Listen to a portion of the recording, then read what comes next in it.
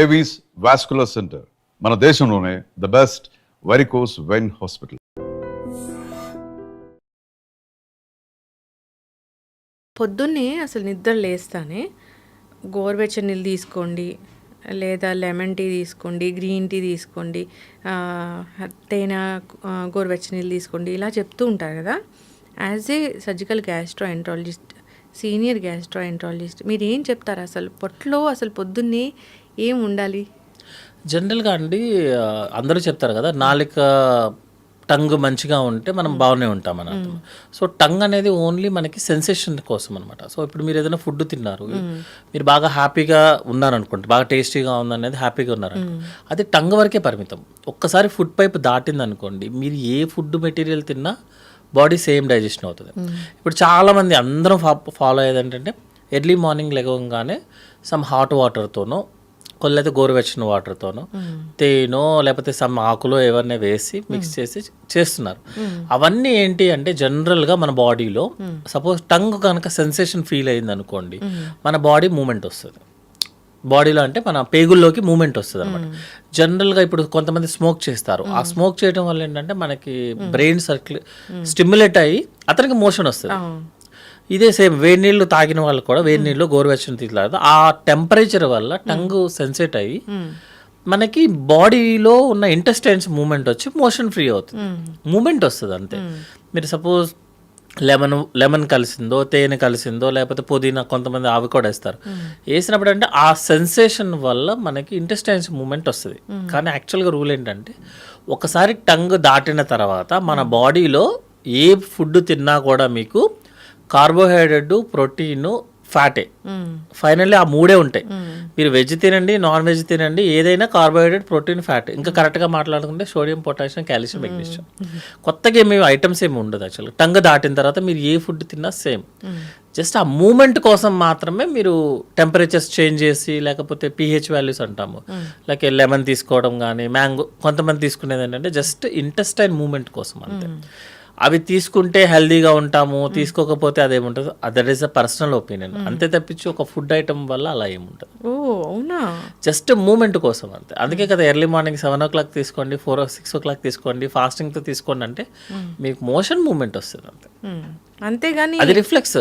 చిన్నప్పుడు పాలు తాగంగానే బేబీ మనకి మోషన్కి వెళ్తాడు, అది రిఫ్లెక్స్, అది ఆల్రెడీ మనకు ఉంటుంది. దాన్ని మనం ఇప్పుడు ఒక ఫుడ్ సపోజ్ మనకి డైజెషన్ ప్రాసెస్ ఎప్పుడు స్టార్ట్ అవుతుంది అంటే, మనం 12 o'clockకి ఏదన్నా ఫుడ్ మెటీరియల్ తినాలన్న థాట్తోనే స్టార్ట్ అవుతుంది యాక్చువల్గా మన డైజెషన్ మొత్తం.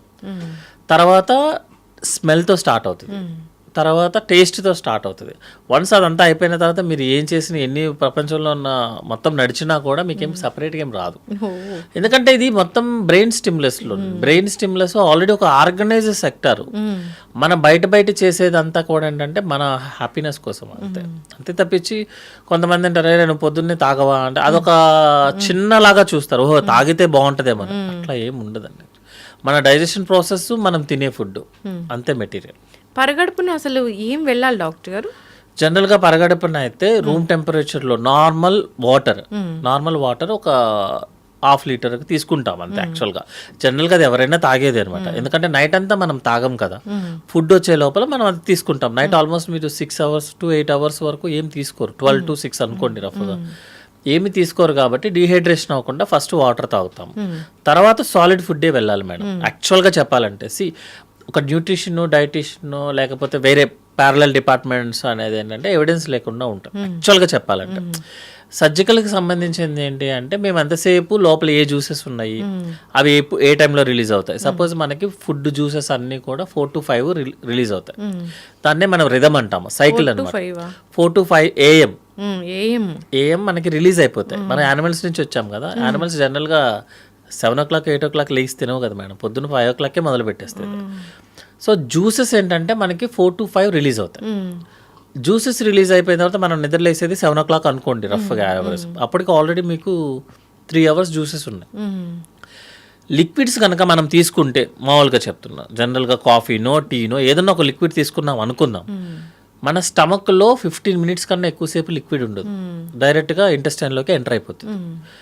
మరి జ్యూసెస్ రిలీజ్ అయినాయన్నీ ఏమైపోవాలి, మనకి ఇంకోటి ఏంటంటే స్టమక్ దాటిన తర్వాత 50 సెంటీమీటర్స్లోనే మనకి 90% డైజెషన్ అయిపోవాలి.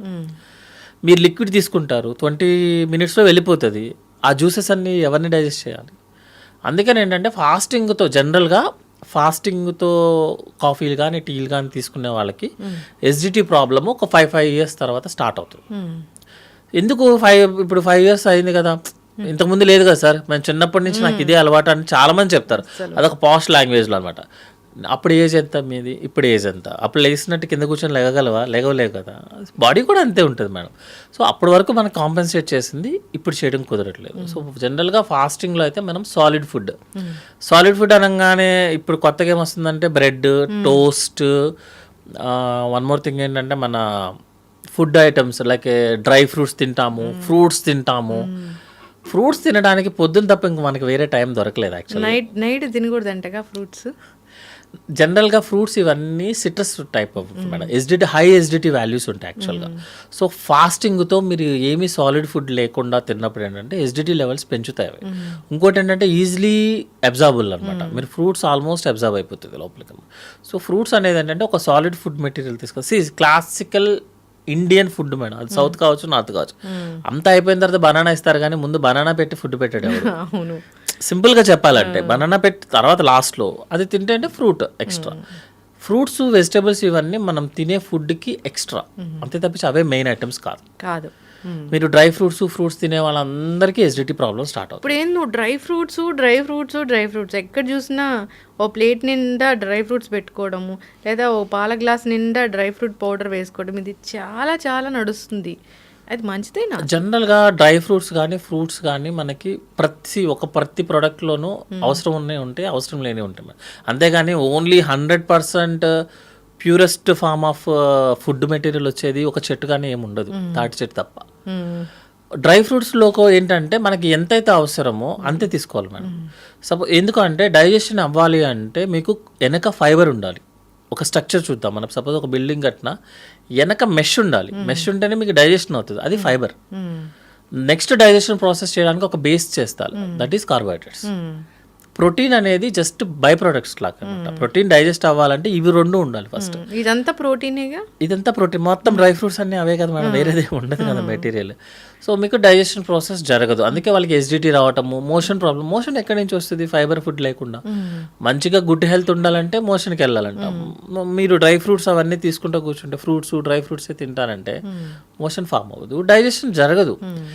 బేస్ ఏమి లేకుండా, ఫ్రేమ్ వర్క్ ఏమి లేకుండా కన్స్ట్రక్షన్ ఉండదు, కెమికల్ రియాక్షన్ జరగదు, ఏమీ జరగదు. మనం మాత్రం డ్రై ఫ్రూట్స్ పొద్దున్నారు, సాయంత్రం వారు, మధ్యాహ్నం వారు, ఎక్కడుంటే అక్కడ తినాలి. అంటే వెళ్ళిపోతుంది మేడం అట్లా. ప్రతి దాంట్లో జనరల్గా చెప్పేది ఏంటంటే ఎనీ డ్రై ఫ్రూట్స్ పీసెస్లో ఉంటాయి. సపోజ్ బాదం, జీడి అవి కామన్ కదా. 6 కన్నా పర్ డే తినాల్సిన అవసరం లేదు మేడం యాక్చువల్లీ. ఎందుకంటే అరగదు అది. మీరు ఇప్పుడు వాటర్ బాగా తాగారు, డాక్టర్ ఏం చెప్తారు? మీరు వాటర్ మంచిగా తాగండి, మీకు బాగుంటుంది అని చెప్తారు. నేను రోజుకి 6 లీటర్లు తాగుతాను మేడం, 4 లీటర్లు యూరిన్లో వస్తుంది. అంతే కదా. మీరు ఎక్కువ తాగినంత మాత్రాన బాడీ ఉంచుకోదు. మీరు అంత హెల్దీ ఉన్నా కూడా బాడీ ఏమీ అలా చేయదు. సో డ్రై ఫ్రూట్స్ అనేది ఏదైనా limited madam. Every food is a good, but at the limited versions. మంచి ఫుడ్ అంటే త్వరగా అరిగే ఫుడ్ మంచిదా? జనరల్గా ప్రతి ఫుడ్ ఐటమ్ని మన బాడీ కార్బోహైడ్రేట్, ఫ్యాట్, ప్రోటీన్ లాగే చూస్తుంది మేడం. వాటర్, ఫైబర్, ఈ 5 ప్రోడక్ట్లోనే చూస్తుంది మీరు ఏ ఫుడ్ తిన్నా కూడా. కానీ మనం యాడ్ చేసే ఈ ఆయిల్ కానీ, స్పైసెస్ కానీ, ఫ్రై కానీ, వీటిల్ని మన బాడీ రికగ్నైజ్ చేసుకోలేదు యాక్చువల్గా. ఎందుకంటే మనం వచ్చింది అక్కడి నుంచే కాబట్టి, అప్పుడు స్పైసెస్ ఇవన్నీ లేదు కాబట్టి మన ఆయిల్ ఇవన్నీ బాడీ రికగ్నైజ్ చేసుకోలేదు. అందుకే మనకి జనరల్గా బిర్యానీస్ అవన్నీ తిన్నప్పుడు, లేకపోతే బాగా ఫ్రై ఐటమ్ తిన్నప్పుడు, తినేటప్పుడు టంగ్ హ్యాపీ ఉంటుంది, తిన్న తర్వాత పొట్ట హార్ట్ అవుతుంది, పొట్ట ఏడుస్తుంటుంది అనమాట. ఎందుకంటే అవి స్పైసెస్గా. మీరు వెజిటేరియన్ తిన్నప్పుడు పొట్ట హాయిగా ఉంటుంది, నాన్ వెజ్ తిన్నప్పుడు పొట్ట ఇబ్బంది పెడుతుంది. మళ్ళీ ఫ్రైగా తిన్నప్పుడు ఇబ్బంది పెడుతుంది, కర్రీగా తిన్నప్పుడు ఇబ్బంది పెట్టదు. అందుకని మనం యాడ్ చేసే ఆయిల్, స్పైసెస్ అవి ఇంపార్టెంట్ మేడం. అంతేగాని ఫుడ్ ఎప్పుడు సేమ్ మేడం, అంతే. Carbohydrate, protein, fat. ఇప్పుడు బిర్యానీ అనేది చాలా మంచిదని ఒక వీడియో చాలా పెద్ద వైరల్ అయింది డాక్టర్ గారు. బిర్యానీ చాలా మంచిదని. బిర్యానీ మంచిదే మేడం. ఎప్పుడు అంటే దాంట్లో ఉన్న ఆ స్పైసెస్ ఉంటాయి కదా, అన్ని రకాల స్పైసెస్ వాడతాం. అవి చాలా chemical compounds madam, natural chemicals, anti cancer, anti ageing. యాక్చువల్గా బిర్యానీ వచ్చింది ఆ బేసిస్లోనే. బిర్యానీ ఇస్ రాయల్ ఫ్యామిలీ వాళ్ళు వాడేది, యాక్చువల్గా మనం వాడేది కాదు. ఫస్ట్లో అంతా రాయల్ ఫ్యామిలీస్ తినేవి అనమాట. వాళ్ళు ఎందుకు తింటారు మేడం, మంచిదైతేనే కదా తింటారు. యాంటీ ఏజింగ్, యాంటీ క్యాన్సర్ అయితేనే తింటారు. దాంట్లో ఏమైందంటే మనం రైస్ యాడ్ చేసి, ఎక్కువ అమౌంట్ ఆఫ్ రైస్ యాడ్ చేసి, అది కూడా రైస్ అనేది కూడా ఆల్ పాలిష్డ్ రైసే. ఎందుకంటే it should be like A white colour, బ్రైట్గా ఉంటేనే మనం తినగలం. డబల్ మసాలా యాడ్ చేసి స్పైసెస్ ఇంపార్టెంట్ యాక్చువల్గా అందులో. అవి మంచివి. రైస్ ఎక్కువ అమౌంట్లో రాంగ్, తక్కువ అమౌంట్లో కాదు, ఎక్కువ అమౌంట్లో రాంగ్. మళ్ళీ ఆయిల్, డాల్డా లేనిదే బిర్యానీ టేస్టీగా అవ్వదు, అది పడాల్సిందే. కొంతమంది యానిమల్ ఫ్యాట్ కూడా యూస్ చేస్తారు, అది మనం ఒప్పుకోకపోయినా మోస్ట్ ఫేమస్ బిర్యానీ పాయింట్స్ అన్నీ కూడా యానిమల్ ఫ్యాట్ యాడ్ చేస్తేనే ఆ టేస్ట్ వస్తుంది, అదొక స్టిక్కీగా అట్లా చిక్కి. సో ఆ టేస్ట్ కోసం మనం చేసే దానివల్ల బిర్యానీ అనేది డేంజర్ అయిపోయింది. అదే టైంలో మరి ఖాళీగా ఉన్నాం కాబట్టి పక్కన ఒక పెప్సీయో, కోకో, ఏదో సంథింగ్, ఏదో కోలా డ్రింక్స్ వస్తుంది. That is very sugar, high sugars కాబట్టి డ్యామేజ్ అవుతుంది. So biryani as a such is a good, అంటే వారానికి ఒకసారి తింటే మేడం అది ఇంట్లోది. బయటదైతే మాత్రం biryani as a such is the bad. Non veg కూడా అంతేగా డాక్టర్ గారు మీరు చెప్పినట్లు? నాన్ వెజ్ కూడా కర్రీ లాగా ఉన్నప్పుడు మనం ఎక్కువగా స్పైసెస్ వేయకుండా, ఎక్కువ ఆయిల్ యూస్ చేసినప్పుడు non veg is a good madam. లేకపోతే ప్రోటీన్ ఎక్కడి నుంచి వస్తుంది? మనం ప్రోటీన్ రావాలంటే నాన్ వెజ్ తినాల్సిందే కదా, వెజ్తో ప్రోటీన్స్ రావు కదా మేడం, తక్కువ, చాలా తక్కువ వస్తుంది కదా. పప్పుతో ఈజీలీ అబ్జర్వబుల్ వస్తుంది మేడం, కాకపోతే సరిపోదు యాక్చువల్గా. మీరు రోజు పప్పు తినాల్సి వస్తుంది ఎవ్రీడే, దట్ ఈస్ డైజెషన్ అవ్వదు. డాక్టర్ గారు ఈ కందిపప్పు మంచిది, చాలా తీసుకోండి, మీకు ప్రోటీన్ వస్తుంది, వెజిటేరియన్స్కి మంచి సోర్స్ ఇలా చెప్తారు. కానీ కందిపప్పు తింటే బ్లోటింగ్ వస్తుంది, గ్యాస్ వస్తుంది. జనరల్గా మేడం కొంతమందికి కొన్ని ఫుడ్ ఐటమ్స్ అరగవు యాక్చువల్గా. కొంతమందికి గోంగూర తింటే దురదలు వస్తాయి, చాలా మందికి వస్తుంది యాక్చువల్గా. అందులో కూడా ఇంగ్లీష్ గోంగూర, న్యాచురల్ గోంగూర, అందులో కూడా డిఫరెన్స్ ఉంటుంది. బెండకాయ తింటే కొంతమందికి వస్తుంది, అంటే అది ఫుడ్ ఎలర్జీకి సంబంధించిన మెటీరియల్ మేడం. బట్ ఏంటంటే కొంతమందికి పెసరపప్పు బాగా అడ్జస్ట్ అవుతారు, కొంతమంది కందిపప్పునికి అడ్జస్ట్ అవుతారు. సో ఒక పప్పు అందరికీ యునానిమస్గా కరెక్ట్ అవుతుందని చెప్పలేదు. ఏ ఫుడ్ ఎప్పుడు అవ్వదు. కొంతమందికి అసలు మిల్క్ పట్టుకుంటేనే పరిగెత్తుతారు, వామిటింగ్ సెన్సేషన్. కొంతమందికి మిల్క్ లేదే నిద్ర రాదు. సో అదేంటంటే ఒక ప్రోడక్ట్ని జనరలైజ్ చేయడం అనేది కరెక్ట్ కాదు. బట్ జనరల్గా ఏంటంటే ఈజీలీ డైజెస్టిబుల్ అయితే పెసరపప్పు యాక్చువల్గా. కందిపప్పు అనేది కొంచెం డైజెస్ట్ అవ్వదు, బట్ టేస్టీగా ఉంటుంది కాబట్టి జనరల్గా అందరూ కందిపప్పే యూస్ చేస్తారు. బట్ పెసరపప్పు ఈజ్ ఈజీలీ డైజెస్టబుల్ ఉన్న వాటిల్లో. గ్యాస్ట్రిక్ రాకుండా కందిపప్పుని మనం తీసుకోలేమా? గ్యాస్ట్రిక్ ఉన్న వాళ్ళు ఎవరైనా సరే ఒక ఫుడ్ ఐటమ్ వల్ల ప్రాబ్లం వస్తుంది సార్ అంటే ఆ ఫుడ్ ఐటమ్ ఆపమనే చెప్తాం, అంతే. ఆల్టర్నేటివ్ చూసుకోమని చెప్తామని. ఎందుకంటే ఫుడ్ ఒకసారి లోపలికి వెళ్ళిన తర్వాత మనం చేయడానికి ఏమి ఉండదు, బాడీ చేసుకోవాలి. బాడీకి కందిపప్పు అడ్జస్ట్ అవ్వట్లేదు. ఎందుకంటే మేడం మనకు తెలిసినంత వరకు ఎంజైమ్స్, జీన్స్ అనేది కొంచెమే, మనకి తెలియదు కదా మొత్తం ఎన్ని ఉన్నాయో అనేది. అందరి మనుషులు అన్ని జీన్స్తోనూ పుట్టరు, 100% ఎవ్వరు ఈక్వల్గా ఉంటారు. ఏదైనా డిఫెక్ట్ ఉందనుకోండి మేడం, అప్పుడు ఏం చేస్తాం? దాన్ని తగ్గట్టు మాకు మిల్క్ పడలేదు, ఆపండి, ఏమో అర్జెంట్ ఏముంది ఇప్పుడు.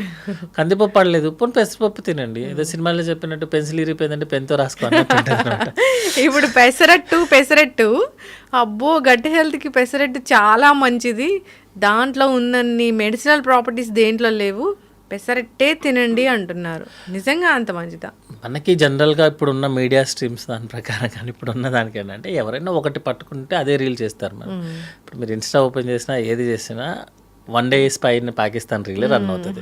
సో జనరల్గా ఒకటి పట్టుకుంటే ఇంకా అదే ఉంటుంది. జనరల్గా ఏంటంటే ఒక్క ప్రోడక్ట్ మంచిది, ఇది తింటే మీకు ఈ ప్రాబ్లమ్స్ రాదు, మీకు ఫుల్ ప్రోటీన్స్ వచ్చేస్తే అట్లా ఏమి ఉండదు madam. Everything is the same అనమాట. మేబీ ఒక దాంట్లో కార్బోహైడ్రేట్ ఎక్కువ ఉండొచ్చు, ఒక దాంట్లో తక్కువ ఉండొచ్చు. లైక్ ఇప్పుడు మీరు white rice is the completely bad అనే లేదు madam. And compare to other products కొన్ని కార్బోహైడ్రేట్స్ ఎక్కువ ఉండొచ్చు, మిగతా ప్రోడక్ట్స్ ఎక్కువ ఉంటాయి, మళ్ళీ నాన్ ఫ్యాటీ యాసిడ్స్ ఎక్కువ ఉంటాయి వైట్ రైస్లో అనమాట. సో ఏం చేస్తారంటే జనరల్గా ఒక వారం ఇది యూస్ చేయండి, ఒక వారం బ్రౌన్ రైస్ యూస్ చేయండి. మీరు కంప్లీట్గా బ్రౌన్ రైస్ వాడాము అనుకుందాం అనుకోండి, జీవితం మీద విరక్తి వస్తుంది. మీరు లివింగ్ కదా, మీరు జస్ట్ ఎంజాయ్ యువర్ లైఫ్. ఎందుకు అంత కష్టాలు ఎందుకు? ఎంత అవసరమో, సపోజ్ ఈరోజు మీకు ఇంత అవసరం ఉంది అంతే తినండి, ఏముంటుంది దాంట్లో. లేదు కొన్ని రోజు వైట్ రైస్ తినండి, కొన్ని బ్రౌన్ రైస్ తినండి, కుదిరితే బ్లాక్ రైస్ తినండి డబ్బులు ఎక్కువ ఉంటే, లేదంటే కినోవా, ఏదైనా సరే ఓన్లీ కంటిన్యూస్గా ఒకటే చేయడం కుదరదు మేడం. ప్రతి ప్రోడక్ట్లో గుడ్ ఉంటుంది, బ్యాడ్ ఉంటుంది. సో మిక్స్ క్వినోవా అనేది చాలా రిచ్ ఫుడ్ అంటున్నారు కదా డాక్టర్ గారు, అంటే విటమిన్స్ మినరల్స్ దాంట్లో ఎక్కువ ఉంటాయా?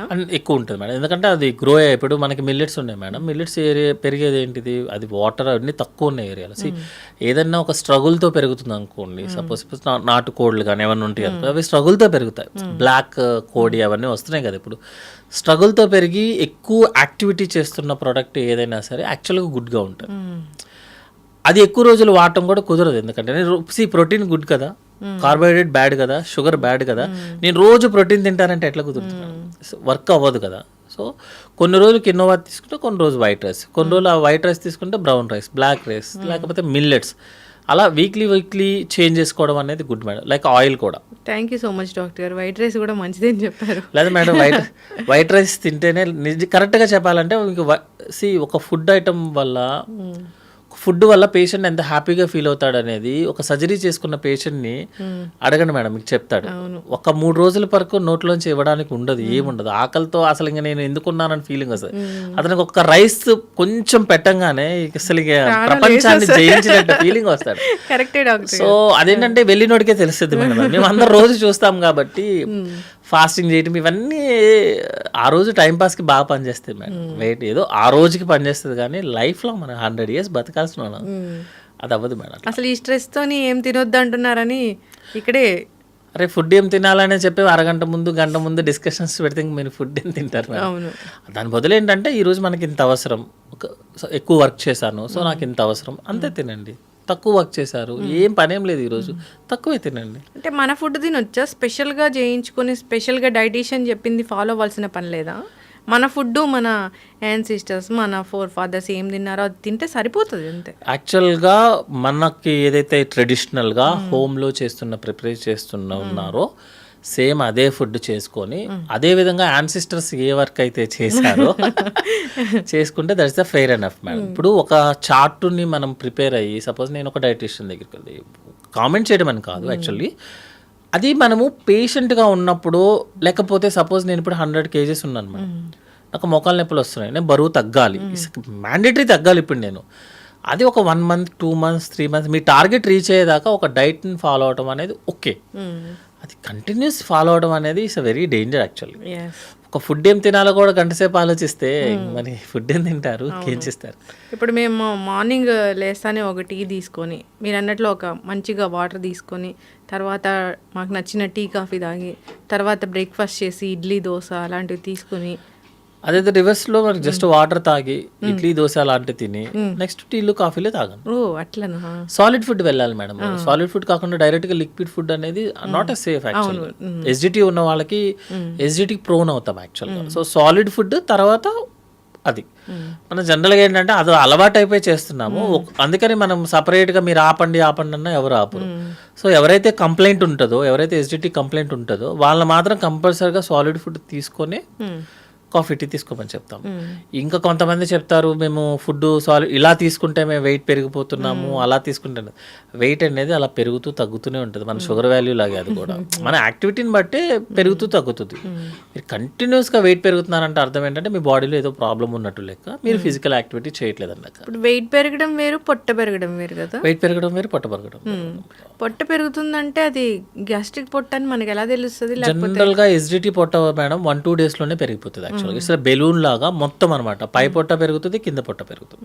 అంటే బొడ్డు పైన లైక్ కంప్లీట్ బెలూన్ లాగా, ప్రెగ్నెన్సీ లాగా, అంటే 9th month వచ్చిన ప్రెగ్నెన్సీ లాగా అనిపిస్తుంది అనమాట. ఫుల్ టైట్ అనమాట, ఎస్జిటి పొట్ట టైట్ గా ఉంటుంది. అదే కాకుండా ప్రాబ్లమ్స్ వచ్చిన పొట్ట ఉంటుంది కదా, సపోజ్ ఓవరీలో ఏదైనా ట్యూమర్స్ రావడం కానీ, లేకపోతే యూట్రస్లో ఏదైనా ట్యూమర్స్ కానీ, కిడ్నీ ప్రాబ్లమ్స్ ఉన్న వాళ్ళు, లేకపోతే మన బాడీలో వాటర్ వస్తున్నాయి అనుకుందాం అనుకోండి, వాళ్ళకి ఏంటంటే కింద నుంచి పొట్ట పెరగడం స్టార్ట్ అవుతుంది.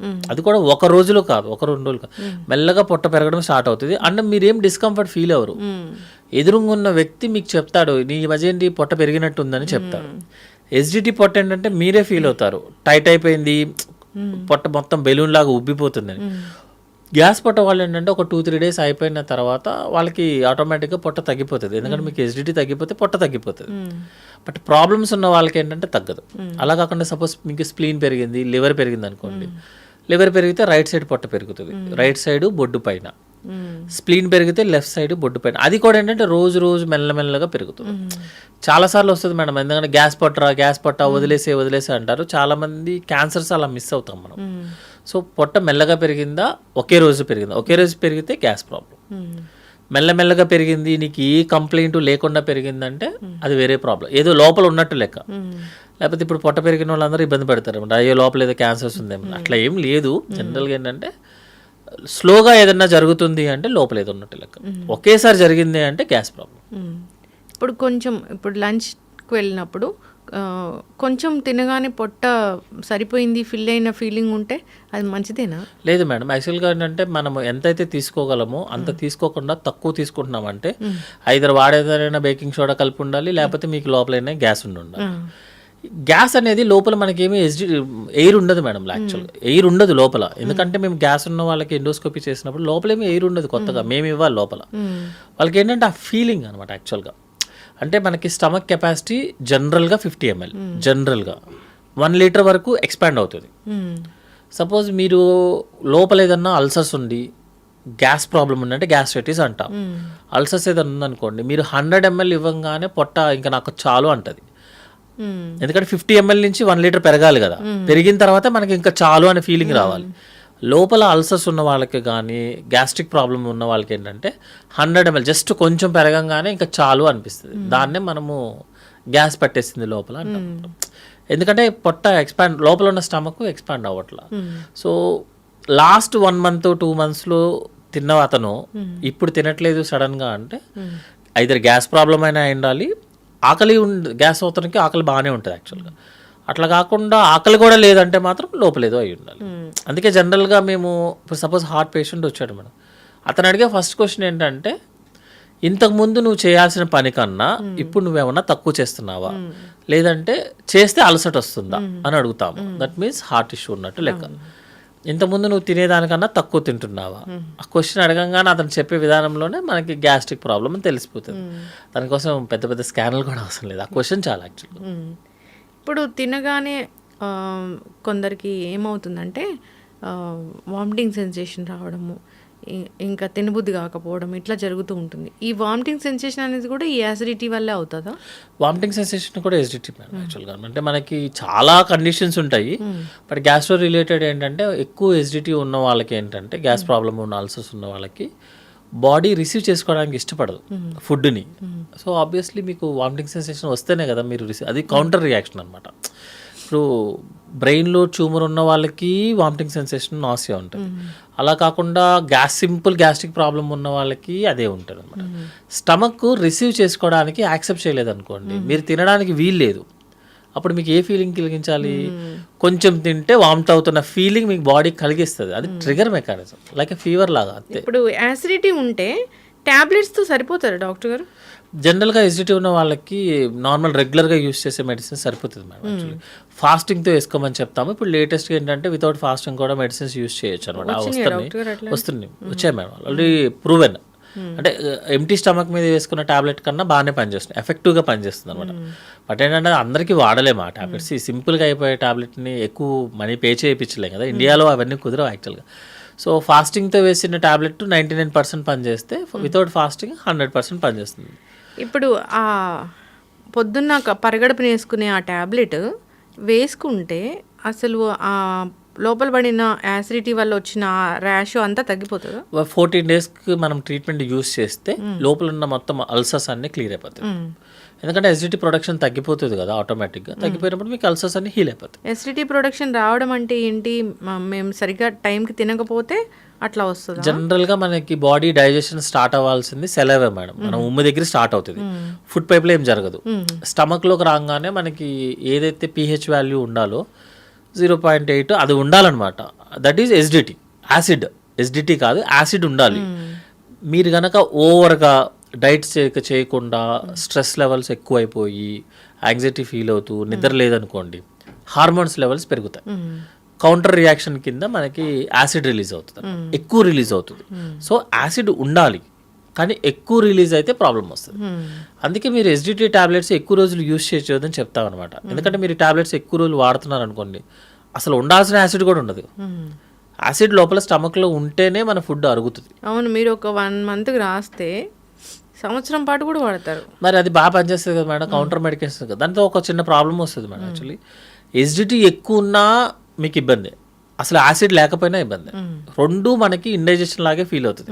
పేషెంట్ ఏం చేస్తాడు, నాకు ఇండైజెషన్ లాగా ఉంది, డాక్టర్ గారు టాబ్లెట్ రాస్తారు కాబట్టి వేస్తాడు, అది బంద్ చేయదు. కంపెనీలు మారుస్తారు. మీరు చాలా మంది యాసిడ్ టాబ్లెట్స్ వాడని చూడండి, కంపెనీలు మారిపోతాయి. ఒమిప్రోజల్, ప్యాంటాప్రోజల్, ఈసోమప్రోజల్, లాక్సోమప్రోజల్ అన్ని కంపెనీలు మారిపోతుంటాయి. లైక్ మోషన్ సిరప్ మార్చినట్టే మార్చేస్తారు. ఎందుకంటే అది పనిచేయట్లేదు అంత ఫీలింగ్. ప్రాబ్లం ఎక్కడ వస్తుంది అంటే మీరు ఎక్కువ వాడేసి లోపల ఉన్న యాసిడ్ ప్రొడక్షన్ ఆపేస్తున్నారు, దానివల్ల మనకి ఇండైజెషన్ వాడుతుంది. అందుకే ఎస్డిటీ అనేది మ్యాక్సిమం 45 days, అంతకు మించి ఎక్కువ వాడటం అనేది సేఫ్ కాదు. అబ్జార్ప్షన్ పోతుందా న్యూట్రియంట్స్? అసలు డైజెషనే స్టార్ట్ అవుతుంది. మీరు సపోజ్ ఇప్పుడు ఉమ్ము మింగకుండా ఊసేస్తున్నారు అనుకోండి, డైజెషనే స్టార్ట్ అవుతుంది. అసలు ఫుడ్ స్టార్ట్ అవ్వాల్సిందే సెరవేలో, తర్వాత స్టమక్ వెళ్ళిన తర్వాత గ్రైండింగ్ అవుతుంది. మనకు ఎవరైతే యాసిడ్ ఉందో లోపల, యాసిడ్ కావాలి అది యాక్చువల్లీ. యాసిడ్ లేకుండా మీకు ఫుడ్ డైజెస్ట్ అయ్యే ఛాన్సే లేదు. అందుకనే ఈ ఎవరైతే ఫుడ్ ప్రోడక్ట్స్ ఎక్కువ వాడతారో, ఈ టాబ్లెట్స్ ఎక్కువ వాడతారో వాళ్ళకి ఇండైజెషన్ వచ్చేస్తుంది. పుల్లెట్ థెరపీలు వస్తే అన్నం మరగనట్లేనా మనం తీసుకున్నది? పుల్లెట్ థెరపీలు అంటే జనరల్గా ఇండైజెస్ట్ అయిన, అంటే డైజెస్ట్ అవ్వన్న ప్రోడక్ట్ ఇంకా స్టమక్లో మిగిలిపోయింది అనుకోండి మేడం, మనకి మామూలుగా ఏంటంటే ఒక పర్ డే అట్లీస్ట్ ఒక 8 to 10 times తేన్పులు వస్తాయి. ఎందుకంటే ఇప్పుడు మాట్లాడుతున్నప్పుడు గ్యాస్ లోపలికి వెళ్ళిపోతుంది, అంటే ఎయిర్, గ్యాస్ కాదు ఇది ఎయిర్. తింటున్నాము, మింగుతున్నప్పుడు ఎయిర్ లోపలికి వెళ్తుంది, అది బయటికి రావాలి కదా, అదే తేన్పులు యాక్చువల్గా. ఇప్పుడు మీరు బిర్యానీ తింటున్నప్పుడు జనరల్గా అందరికి వస్తుంది, స్పైసీ ఫుడ్ అదేంటంటే మనం తినేటప్పుడు మనం మింగేస్తాం చాలా ఎయిర్ని, అది బయటికి తీయడానికి ఒక మెకానిజమే తేన్పులు. సపోజ్ ఆ మెకానిజం కనుక ఎక్కువ అయిందనుకోండి, మీరు ఎక్కువ చేసేసి ఎక్కువ తేన్పులు చేశారనుకోండి, అందులోంచి మన ఫుడ్ పైకి వస్తుంది. పైకి రాగానే మనకి పున్నిన తేన్పులు రావటము, జనాలకి స్మెల్ రావటము, గొంతు నొప్పి రావటము, అవన్నీ జరుగుతాయి అనమాట. సో తేన్పు అనేది 8 to 10 times ఈజ్ సేఫ్. మరి 8 to 10 times అని చెప్తే ఇప్పుడు మన వాళ్ళందరూ 8 to 10 times లెక్క కడతారు. అట్లా కాదు, మినిమం తేన్పులు చేయడం అనేది సేఫ్ అవుతుంది కూడా. ఇప్పుడు నేను మాట్లాడుతున్నప్పుడు చాలా ఎయిర్ లోపలికి వెళ్తుంది, అది నేను తీయాలి కదా తర్వాత, అది ఆటోమేటిక్గా వస్తుంది. ఎక్కువ అయితేనే ప్రాబ్లం. డాక్టర్ గారు, ఇప్పుడు ఎప్పటి నుంచో ఉందే ఇది, వాటరు ఫుడ్ తీసుకునే 1/2 hour ముందు వాటర్ తాగండి, ఫుడ్ తింటూ వాటర్ తాగొద్దు అంటారు కదా, తాగాలనిపిస్తుంది కదా డాక్టర్ గారు? మేడం అది ఎట్లా ఉంటుంది అంటే, మీరు ఫుడ్ తక్కువ తినాలి అంటే 15 నిమిషాల ముందు వాటర్ తాగండి, మీరు ఫుడ్ తక్కువ తింటారంటారు. ఫుడ్ ఎక్కువ తినాలంటే తినొద్దు అని చెప్తారు, మిక్స్ చేయమని చెప్తారు, ఫుడ్ తినేసిన గంట తర్వాత తినమని చెప్తారు. మీ stomach capacity is 1 liter, full capacity. నార్మల్గా ఉండే 50 ml, మీ ఫుల్ కెపాసిటీ 1 liter. మీరు ఫుడ్ తిన్నా, food with water, without water ఏం చేసినా స్టమక్ 1 liter వరకు మంచిగా తీసుకుంటుంది. మీరు వాటర్ తీసుకున్న వాటర్ 15 minutesలో కిందకి వెళ్ళిపోతుంది, అంటే ఇంటెస్టైన్లోకి వెళ్ళిపోతుంది. మీ ఏదైతే సాలిడ్ ఫుడ్ తిన్నారో ఆ ఫుడ్ 4 to 5 hours స్టమక్లోనే ఉంటుంది. మీకు తెలిసిన తెలివితేటలు మన బాడీకి తెలియదు, అందుకని మీరు ఏం తీసుకున్నా దాని మెకానిజంలో అది వెళ్ళిపోతుంది మేడం. మీరు వాటర్ ఎప్పుడైనా తాగండి. 4-5 గంటలు సాలిడ్ ఫుడ్ స్టమక్ లో ఉంటుంది మేడం, 4-5 గంటలు వాటర్ లేకుండా మీరు ఎలా ఉంటుంది? ఇవన్నీ ఏంటంటే ఇట్స్ అ పర్సనల్ ఎక్స్పీరియన్సెస్ అనమాట. జస్ట్ ఆ రోజుల్లో మా తాతగారు అలా చేసేవాళ్ళు అని కంటిన్యూ అవుతుంది, దానికి ఎవిడెన్స్ ఉండదు మేడం. ఓహో, ఇలా చేస్తే అసలు ఫుడ్ అరగదేమో.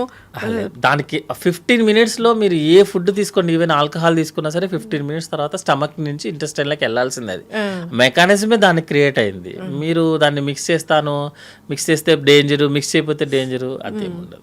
డాక్టర్ గారు, ఇంకొకటి ఏంటంటే ఎక్కిళ్ళు, అంటే జనరల్గా పొట్ట పెద్దదిగా అవుతుంటే ఎక్కిళ్ళు వస్తాయా?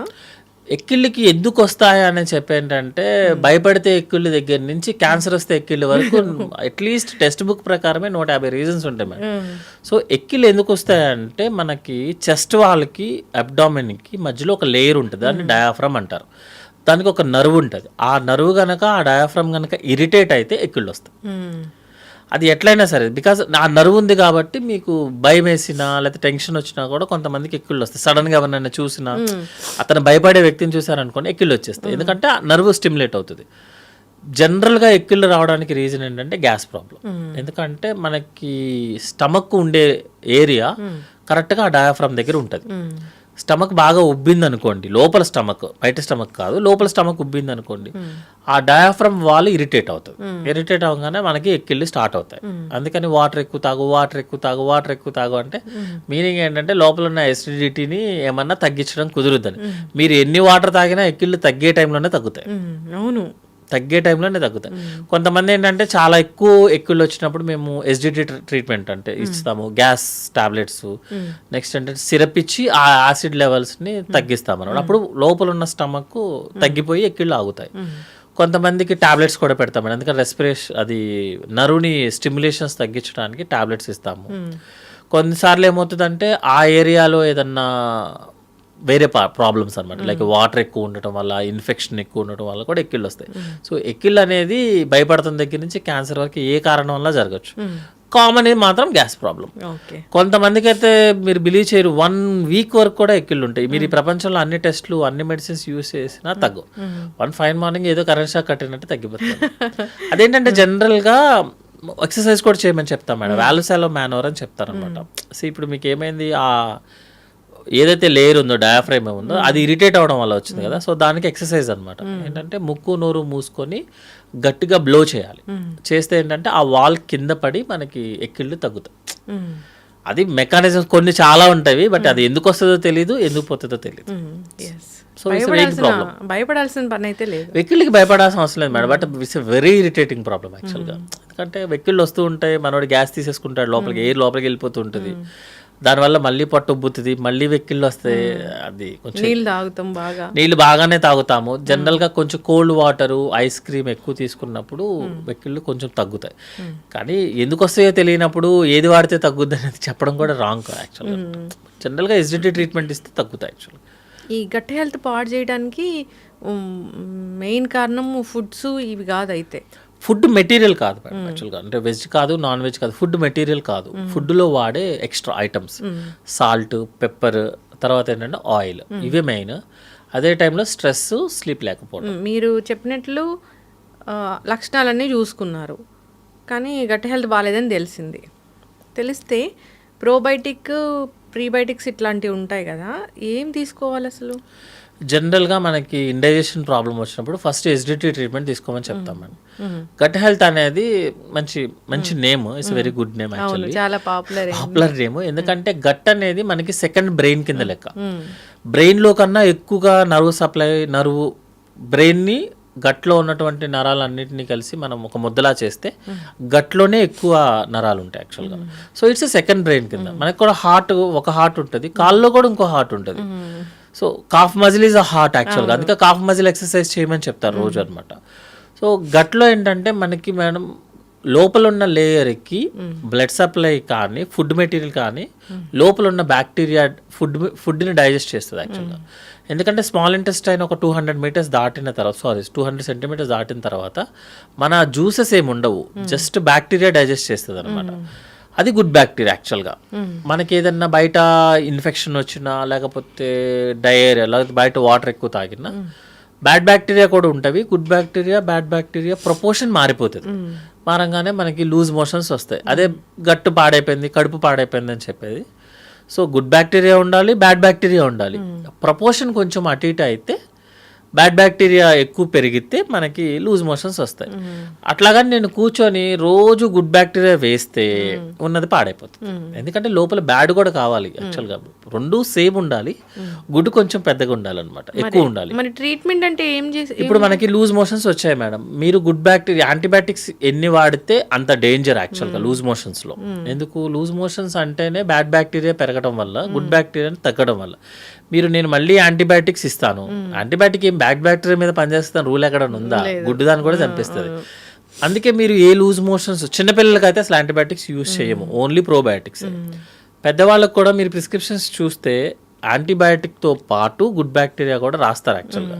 ప్రోబయోటిక్ రాస్తారు. ప్రోబయాటిక్ కంపల్సరీగా లేనిదే యాంటీబయాటిక్ పని ఉందన్నమాట. సో ఈ యాంటీబయాటిక్ వెళ్ళి బ్యాడ్ బ్యాక్టీరియాని చంపుతుంది, మనం గుడ్ బ్యాక్టీరియాని ఇంక్రీజ్ చేస్తాం. అప్పటికి మాత్రం అది కూడా మీరు చూడండి, లూజ్ మోషన్స్ వచ్చినప్పుడు ఎవడు కూడా ఒక రోజులో ఆగిపోయిందని చెప్పడు, మినిమం 3-4 రోజులు పడుతుంది. మరి గుడ్ బ్యాక్టీరియా ఇస్తున్నాను, యాంటీబయాటిక్స్ ఇస్తున్నాను, తగ్గాలిగా ఇమీడియట్గా. అంటే ఏంటంటే లోపలంతా క్లీనింగ్ ప్రాసెస్ అయిపోయిన తర్వాత మాత్రమే తగ్గుతుంది.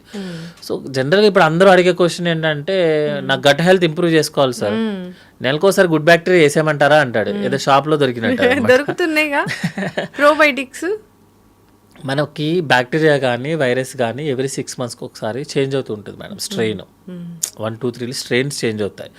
మీకు good bacteria bad bacteria problem ఎప్పుడు వస్తుంది అంటే, మీకు మోషన్ సరిగ్గా అవ్వకపోతే.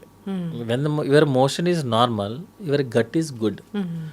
మీరు కనుక బ్యాడ్ గట్ ఉందనుకోండి, మీ మోషన్ నార్మల్ అయ్యే ఛాన్సే లేదు. డయాబెటిక్స్లో అసలు గట్ హెల్త్ ఉండదా? డయాబెటిక్లో ఏంటంటే మూమెంట్ ప్రాబ్లం వస్తుంది మరి. డయాబెటిక్ పేషెంట్స్ అందరికీ కూడా నర్వ్స్కి బ్లడ్ సర్క్యులేషన్స్కి డయాబెటీస్ వస్తుంది. వాటికి కూడా మూమెంట్ తగ్గుతుంది. సో బవల్ మూమెంట్ తగ్గిపోతుంది, వాడికి మూమెంట్ ప్రాబ్లం, అంతేగాని మోషన్ ప్రాబ్లం కాదు అది. సో మూమెంట్ ప్రాబ్లం వచ్చినప్పుడు అతని కాలు నడవడం కూడా తగ్గుతుంది కదా, సెన్సేషన్ తగ్గుతుంది.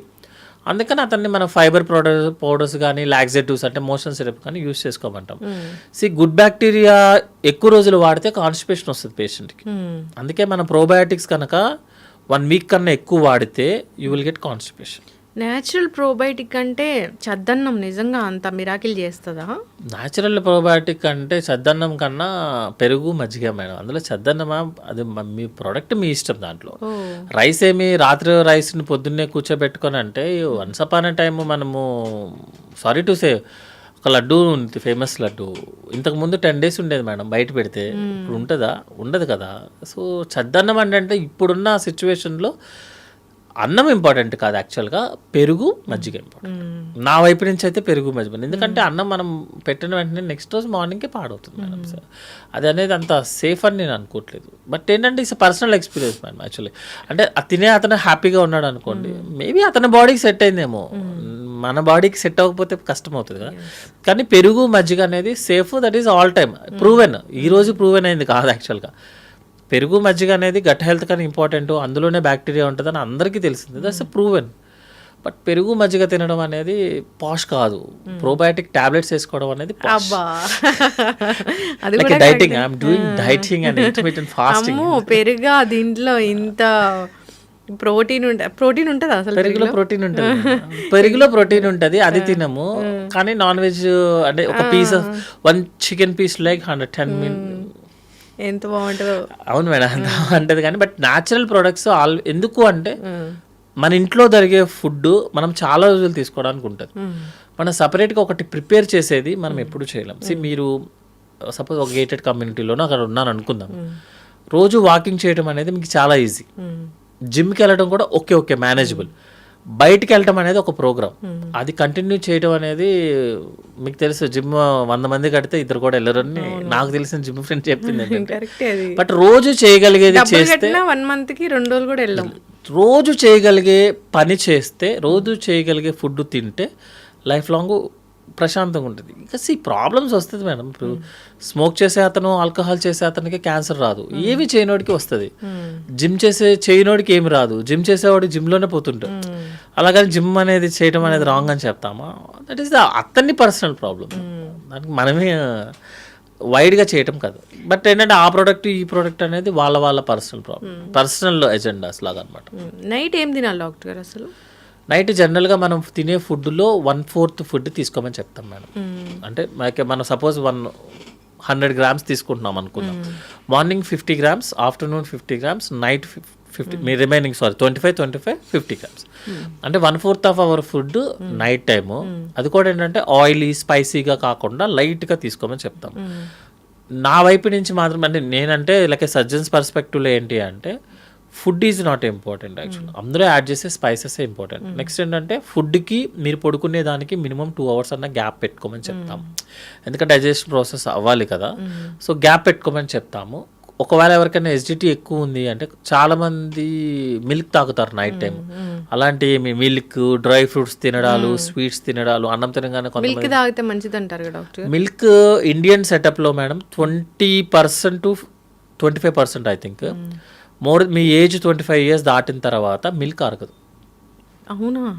ఎస్డిటీ ప్రాబ్లం ఉన్న వాళ్ళకి life style modification, sleep, stress ఇవి ఎంత ఇంపార్టెంట్, లేకుండా ఉండటం ఇంపార్టెంట్. ఒక్క ఫుడ్ ఐటమ్ వల్ల మాత్రమే ఎస్డిటీ వస్తుందని proven, that is milk. Plain milk అనమాట, అంతే తప్పించి కాఫీ, టీ కాదు. మనం ఏదైనా మిల్క్ ఆపరా బాబు అంటే మిల్క్ సంబంధించిన ప్రతి ప్రోడక్ట్ ఆపేస్తాం యాక్చువల్గా. అది కాదు, మిల్క్ ఒకటే ప్రూవెన్. సో 25% పీపుల్కి మోర్ దాన్ 25 years దాటిన తర్వాత జనరల్గా మిల్క్ అరగదు. సో వాళ్ళని మనం మిల్క్ ఆపమనే చెప్తాం యాక్చువల్గా. సో జనరల్గా అందులో ఉన్న కాల్షియం కన్నా మనకి మామూలుగా నాన్ వెజ్లోనే ఎక్కువ కాల్షియం వస్తుంది. సో ఏదో నిద్ర కోసం కొంతమంది తాగుతారు యాక్చువల్గా. అవును. అది తాగకపోతే వాళ్ళకి ఇబ్బంది వస్తుంది. మీకు ఇబ్బంది అనిపిస్తే మాత్రం తాగండి, స్పెసిఫిక్గా మాత్రం నో. ఎస్. అయితే డాక్టర్ గారు, ఇప్పుడు నైట్ పూట మీరు అన్నీ చెప్పారు, ఇవన్నీ ఏం తినకూడదులేని, పెరుగన్నం తినొచ్చా అంటే పెరుగు తినొద్దు అంటారుగా? నైట్ పెరుగు తింటే గురక వస్తుంది. నైట్ అంటే గురక అనేది యాక్చువల్గా ఎయిర్ లోపలికి వెళ్ళే సిస్టమ్ యొక్క ప్రాబ్లం మేడం, లేకపోతే ముక్కు నుంచి లోపల వరకు వెళ్ళే ప్రాబ్లం. అది ఒక ఫుడ్తో వచ్చేదానికి కాదు యాక్చువల్గా. సో నైట్ పెరుగు తినొద్దు అని అంటే, సపోజ్ మీరు తిన్నప్పుడు మీకు ఇండైజెషన్ లాగా అనిపించింది అనుకోండి, దాన్ని అవాయిడ్ చేస్తాం తప్ప పెరుగుకి గురకకి సంబంధం లేదు. గురక అనేది మనం ఎయిర్ స్ట్రీమ్ లైన్లో వెళ్తే గురక రాదు. ఎయిర్ స్ట్రీమ్ లైన్లో వెళ్ళకుండా మధ్యలో ఏదైనా సైనస్ ప్రాబ్లమో, లేకపోతే టాన్సిల్స్ పెరిగాయో, ఎడినాయిడ్స్ పెరిగాయో, లేకపోతే బ్యాక్ సైడ్ ఉన్న వాల్ కనుక ఎక్కువ మూవ్మెంట్ వచ్చేస్తుంది అనుకోండి, లేకపోతే పేపర్ మూవ్ అయినట్టు మూవ్ అయిపోతే గురక వస్తుంది. గురకకి పెరుగుకి ఎట్లా అంటే మచ్చేస్తే జాండీస్ తగ్గినట్టు, మందేస్తే పాము కాటు తగ్గినట్టే ఉంటుంది. అంటే ఎవిడెన్స్ ఉండదు మేడం యాక్చువల్లీ. ఇవన్నీ ఏంటంటే పర్సనల్ ఎక్స్పీరియన్సెస్. ఇప్పుడు మీరు అన్నట్లుగా గట్ హెల్త్ బాగుందో లేదో చూసుకోవాలి. ఎప్పుడైనా గట్ హెల్త్ బాగుందో అనేది టెస్ట్లు ఏమి ఉండదు, మన మోషన్ బాగా వస్తే బాగున్నట్లు. ఎప్పుడైనా పొట్ట కోసం టెస్ట్ వెళ్ళాలా డాక్టర్ గారు? జనరల్గా సిమ్టమ్స్ వస్తేనే చేయమని చెప్తాం. మోర్ దాన్ 50 years ఏజ్ ఉన్న వాళ్ళకి రెగ్యులర్గా ఒక 1 yearకో 2 yearsకో ఒకసారి just normal abdominal scan. Next ఏంటంటే వాళ్ళకి ఏదైనా డయాబెటిక్ కానీ, హైపర్ టెన్షన్ కానీ, రిస్క్ ఫ్యాక్టర్స్, స్మోకింగ్, ఆల్కహాల్ ఉన్నాయి అనుకోండి, basic general health checkup, like మనకి బ్లడ్ పర్సంటేజ్ ఎంత ఉందో, సిబిపి, కిడ్నీలు బాగున్నాయా లేదా, సీరం క్రియాటినిన్, లివర్ బాగా చేస్తుందా లేదా, LFT test, liver function test, ఒక స్కాన్. నెక్స్ట్ ఫీమేల్ అయితే ఒక ఎగ్జామినేషన్ విత్ ప్యాప్స్ మీరు. నెక్స్ట్ ఏంటంటే బ్రెస్ట్ ఎగ్జామినేషన్ సరిపోతుంది యాక్చువల్గా. దానికోసం మళ్ళీ స్కాన్లు చేయించి రేడియేషన్స్ చేసుకోవాల్సిన అవసరం లేదు. బేసిక్ చేయించుకుంటే చాలు. మనం బేసిక్ జనరల్ హెల్త్ చెకప్ అంటే కాల్షియం, మెగ్నీషియం దగ్గర మొదలుపెట్టి చేస్తారు మన దగ్గర. అట్లా కాదు, basic health checkup 50 years age దాటిన తర్వాత చేసుకోవచ్చు. ముందు వేస్ట్ మేడం, ముందు పెద్ద వారికి కంప్లైంట్ ఉంటే తప్ప ముందు అంటే రికమెండెడ్ కాదు యాక్చువల్గా. ఇప్పుడు మనం చేసుకోండి అనగానే 20 years నుంచి 50 years వాళ్ళకి చేసుకోవడం మొదలు పెడితే చాలా ఫైనాన్షియల్ చేసుకోవాల్సి వస్తుంది డాక్టర్ గారు. 25 years ఆఫ్ ఏజ్లోనే హార్ట్ అటాక్ సిమ్టమ్ లేకుండా వచ్చి చనిపోయే వాళ్ళని చూస్తున్నాం. మరి అది అతను వాకింగ్ చేసేటప్పుడు, యాక్టివిటీ చేసేటప్పుడు తను ఐడెంటిఫై చేసుకోవాల్సిన ప్రాబ్లం. అలాంటి వాళ్ళు 1,00,000 మందిలో ఒకళ్ళు, 10 లక్షల మందిలో ఒకళ్ళు ఉంటారు. అలా ఆ ఒక్క పర్సన్ కోసం మనం 1,00,000 మందికి 2D ఎక్కువ కొట్టామనుకోండి, క్రోర్స్ ఆఫ్ రూపీస్ కదా. మనకున్న దాంట్లో సోషియో ఎకనామికల్ కండిషన్లో కష్టము. మీరు చెక్ చేయించుకుంటారు, లోపల ఏదో ఒకటి, ప్రపంచంలో ఎవరు నార్మల్ ఉండదు, ఎవరి హార్ట్ నార్మల్ ఉండదు. నేను హార్ట్ చెక్ చేయించుకున్నా కూడా వాళ్ళలో కొంచెం వీక్నెస్ ఉందని వస్తుంది, అది పట్టుకొని నేను ప్రపంచం అంతా తిరిగి వస్తాను. అట్లా కాకుండా ఏంటంటే మీరు వెన్ కంపేర్ టు లాస్ట్ ఇయర్తో పోలిస్తే మీ యాక్టివిటీ తగ్గిందా ఈ ఇయర్? మీరు వాకింగ్ 1 kilometer చేయాల్సిన వాళ్ళు 1/2 kilometer చేస్తున్నారా? ఆకలి తగ్గిందా? Complaint is important. ఒకవేళ ఏదన్నా మీకు డౌట్ అనిపించింది అనుకోండి, 6th sense అంటారా, 7th sense అంటారా, అది డిఫరెంట్ స్టోరీ. అనిపించింది అనుకోండి, ఇమీడియట్గా టెస్ట్ చేయించుకోండి. బట్ మోనోపోలీగా ఎవ్రీ 20 years దాటిన వాళ్ళందరూ టెస్టులు చేయించుకోండి అంటే financially is not good actually, for health also not good. చక్కటి ఇన్ఫర్మేషన్ డాక్టర్ గారు, చాలా చక్కగా చెప్పారు. ఇబ్బంది అనిపిస్తుంది అంటే మనకు తెలుస్తుంది, ఏదైనా ప్రాబ్లం ఉంది లోపల అంటే మనకు ప్రీ సిమ్టమ్స్ అనేవి ఎంతో కొంత తెలుస్తాయి. సర్జరీ అయిపోయిన ఎంత మేజర్ సర్జరీ అయినా చేసిన పేషెంట్ని, ఎనీ సర్జరీ మీరు క్వశ్చన్ అడగండి, ఫస్ట్ పేషెంట్ అడిగే క్వశ్చన్ ఏంటి అని, ఎలా ఉంది అని అడుగుతారు. సార్ నాకు బాగుంది అంటే అది అబౌట్ టు డిశ్చార్జ్, ఇంకా పెద్ద ప్రాబ్లం లేదు. సార్ నిన్నటితో పోలిస్తే ఈరోజు నాకు ఎక్కడో ఇబ్బంది ఉంది అన్నాడు అనుకోండి, అంటే లోపల ఏదో సినిమా అవుతుంది. సో ఎనీ డాక్టర్ ఒకటే క్వశ్చన్ అడుగుతారు, నీకు ఎలా ఉంది అని అడుగుతారు. నెక్స్ట్ క్వశ్చన్, నిన్నటితో పోలిస్తే నీకు మంచిగా అనిపిస్తుందా, లేకపోతే నిన్న పెయిన్తో పోలిస్తే ఈ రోజు నీకు మంచిగా అనిపిస్తుంది. ఎందుకంటే మనం కంపారిజన్ ఎప్పుడు కంపారిజన్లే. ముందు రోజుతో పోలిస్తే మీరు ఈ రోజు ఎలా ఉన్నారు, అది సర్జరీ అయిన పేషెంట్. మామూలు పేషెంట్ కూడా అంతే, లాస్ట్ వీక్తో పోలిస్తే నువ్వు ఎలా ఉన్నావు, యువర్ నాట్ హ్యాపీ కదా. యువర్ నాట్ హ్యాపీ అంటే మెంటల్లీ కాదు, ఫిజికల్లీ యువర్ నాట్, ఏదో తేడా కొడుతుంది అనుకోండి. ఆ తేడా కొడుతున్న దాన్ని వేరే దాంట్లోకి పెట్టుకోకూడదు. నేను ఏదో తిన్నాను లేరా అందుకే అలా అయ్యింది, నేను 4 సార్లు ట్రావెల్ చేశాను లేరా, అట్లా వద్దు. ఏదన్నా డౌట్ అనిపించినప్పుడు కన్సర్న్ స్పెషలిస్ట్ దగ్గరికి వెళ్ళటం, ఒకసారి చూపించుకోవడం, ఏమీ లేదు. బేసిక్ టెస్ట్, ఊరికే ఎక్కువ టెస్టులు చేయించుకోవడం కూడా కరెక్ట్ కాదు. పానిక్ అటాక్స్ ఎక్కువైపోతుంది అనమాట. ఇప్పుడు మేము జనరల్గా లివర్ స్కాన్ చేశారనుకోండి, అల్ట్రాసౌండ్ సరిపోతుంది. సిటీ స్కాన్ చేపిస్తే లోపల ఏదో ఒకటి కనిపిస్తుంది. కనిపించింది కదా అని అది ఏమీ లేకపోయినా దాని చుట్టూ తిరిగే వాళ్ళు చాలా మంది ఉంటారు డాక్టర్. సో ముందు అదేదో అంటారు కదా, ముందు నీ మాట నువ్వు విను ఫస్ట్, నీ మైండ్ మాట నువ్వు విను ఫస్ట్, దాన్ని బట్టి early alert, than lakhs of investigations. చక్కగా చెప్పారు డాక్టర్ గారు, చాలా చక్కటి మాటలు ధైర్యాన్ని ఇచ్చాయి అనుకోవాలి. అందరూ ఏం తినొద్దంటారు, తినమని చెప్పారు, ధైర్యంగా ఉండమని చెప్పారు. ప్రతిదానికి టెస్ట్ అవసరం లేదు, తెలుస్తుంది మనకి ఏది మనము నార్మల్గా తీసుకోవాలి, అబ్నార్మల్గా తీసుకోవాలనేది. నిన్నట్లాగా నేను ఈరోజు లేను అంటే డాక్టర్ దగ్గర ఖచ్చితంగా వెళ్ళాల్సిందే, అది మనకు అర్థమవుతుంటుంది. సో ఆయాసం వస్తుందంటే ఖచ్చితంగా డాక్టర్ దగ్గరికి వెళ్ళాల్సిందే. సో ఇవి మనం అవాయిడ్ చేయకూడదు థింగ్స్ అనేవి. సో ఖచ్చితంగా డాక్టర్ని సంప్రదించాలి, టెస్టులు చేయించుకోవాలి వాళ్ళు చెప్పినట్లు. మళ్ళీ ఇక్కడ కూడా ఉంటుంది, డాక్టర్ టెస్ట్ చేయించుకోమంటే అమ్మో నాకు డాక్టర్లు ఎందుకు ఇన్ని టెస్టులు రాస్తారు అనేది కూడా క్వశ్చన్ వస్తూ ఉంటుంది. అంటే మనకి కంప్లైంట్ ఎంత సివియర్గా ఉన్న దాన్ని బేస్ చేసుకొని రాస్తారు జనరల్గా. ఏదో ఒక 100 మందిలో ఒకటి కొంచెం అటు ఇటు ఉంటుంది, అలాగని మనం 99కి నెగ్లెక్ట్ చేసుకుంటే వెళ్ళలేము కదా. చాలా మంది పేషెంట్స్ ఇబ్బంది అవుతుంది.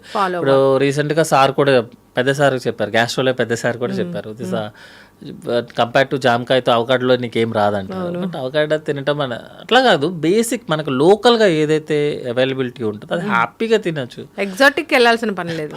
అది ఎగ్జాక్ట్గా వెళ్ళే వాళ్ళు వెళ్తారు ఎప్పుడు, బట్ దాన్ని ఏమి పట్టుకొని అసలు లోకల్గా దొరికేదాన్ని రెండు సేమ్ ప్రొడక్ట్స్ ఉంటాయి, ఒకళ్ళు కొంచెం అటు ఇటు వాల్యూస్ ఎక్కువ ఉంటాయి. బట్ ఇది రెగ్యులర్, అది అబ్నార్మల్, అది చేయలేం మనం యాక్చువల్గా. చక్కటి ఇన్ఫర్మేషన్ డాక్టర్ గారు, ఫాలో అవ్వాలని కోరుకున్నాం. గట్ హెల్త్, అందరి మైండ్లో ఈ గట్ హెల్త్ అనేది ఉంది, బాగుందా లేదా అనేది మీరు చెప్పారు 2-3 మాటలు, దాన్ని బట్టి వాళ్ళు ఫాలో అవ్వచ్చు. దానికోసం పెద్దగా టెస్టులు చేయించుకోవాల్సిన పని అయితే ఏం లేదు. బాగాలేదనిపించినప్పుడు డాక్టర్ దగ్గరికి వెళ్తే వాళ్ళే చెప్తారు ఎట్లా దాన్ని కరెక్ట్ చేసుకోవాలని. ఫాలో అవ్వాలని కోరుకుందాం డాక్టర్ గారు. 50 ఏళ్ళ తర్వాత టెస్టులు అవసరమైతే అందరూ ఖచ్చితంగా చేయించుకోవాల్సిందే. ఎస్, చక్కటి ఇన్ఫర్మేషన్ అండి, ధన్యవాదాలు.